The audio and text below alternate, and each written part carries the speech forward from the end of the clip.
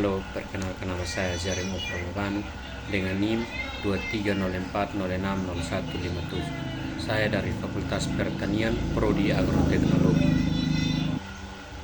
Di sini kami diberikan tugas oleh dosen kami Ibu Iti untuk mencari keunikan dari masing-masing daerah yang ada di Indonesia. Di sini saya akan menjelaskan keunikan dari suku Buti. Dan berikut adalah penjelasannya. Salah satu keunikan yang mungkin belum pernah kamu dengar tentang Indonesia adalah suku Buti. Mendiami desa di Pulau Timur, Nusa Tenggara Timur, suku Buti adalah bukti keragaman adat dan budaya di timur Indonesia. Berikut saya akan menjelaskan beberapa keunikan yang ada di suku Buti. Yang pertama, suku Buti masih menganut kepercayaan animisme. Mereka tidak memeluk satu agama yang diakui negara, melainkan meyakini kepercayaan mereka yang disebut halaika. Suku Buti menyembah mama penguasa alam dunia bernama Uispa dan bapa penguasa alam baka bernama Uisnen. Uispa sebagai ibu yang menjaga, mengawasi, dan mengatur manusia dan alam semesta. Sementara Uisneno sebagai bapa yang akan menentukan seseorang akan masuk surga atau neraka berdasarkan perbuatannya semasa hidup.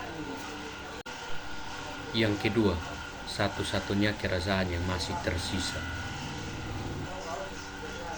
Menjadi bagian dari Kabupaten Timor Tengah Selatan, Desa Buti yang masuk Kecamatan Kie merupakan satu-satunya kerajaan yang masih tersisa pada zamannya. Konon, dahulu Timor Tengah Selatan dihuni oleh beberapa kerajaan kecil. Namun, seiring berjalannya waktu, kerajaan lain luntur dimakan modernisasi dan menyisakan suku Buti saja yang masih bisa bertahan hingga sekarang. Kini suku Buti dipimpin oleh seorang raja bernama Usif Namabenu yang menggantikan ayahnya Usif Nunebenu yang wafat pada tahun 2005 silam.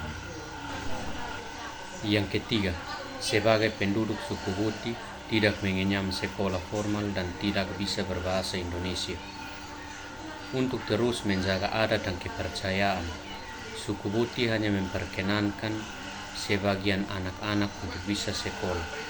Dalam satu keluarga, anak-anak dibagi dua kelompok, yaitu kelompok yang diizinkan sekolah dan kelompok yang tidak diizinkan sekolah.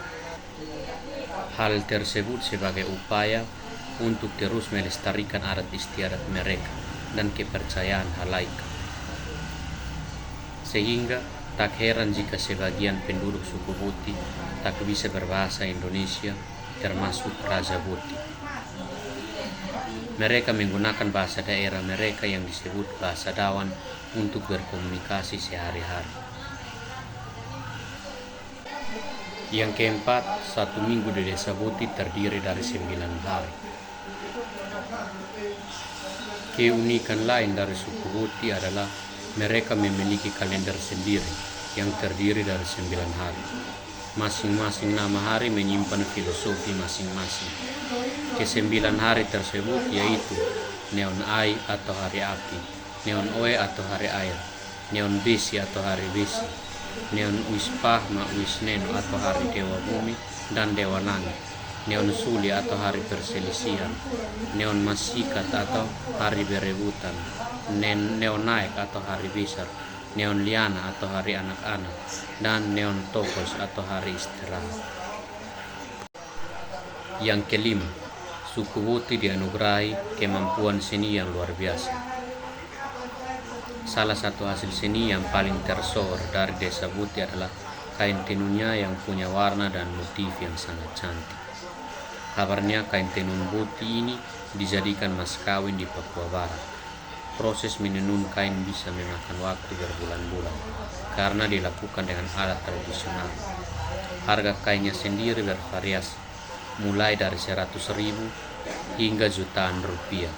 Selain kain tenun, Suku Huti juga terkenal dengan seni pahat, perhiasan, dan alat musiknya. Dan yang terakhir, butuh waktu berjam-jam untuk tiba di desa Huti.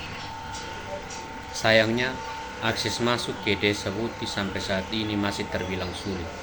Kondisi jalan raya utama dari Kupang menuju timur tengah selatan memang terbilang mulus. Namun, kemudian berubah menjadi jalan tanah liat berbatu setelah melewati Niki-Niki, desa terakhir sebelum masuk kawasan pegunungan. Demikian video penjelasan singkat dari saya. Sekian dan terima kasih.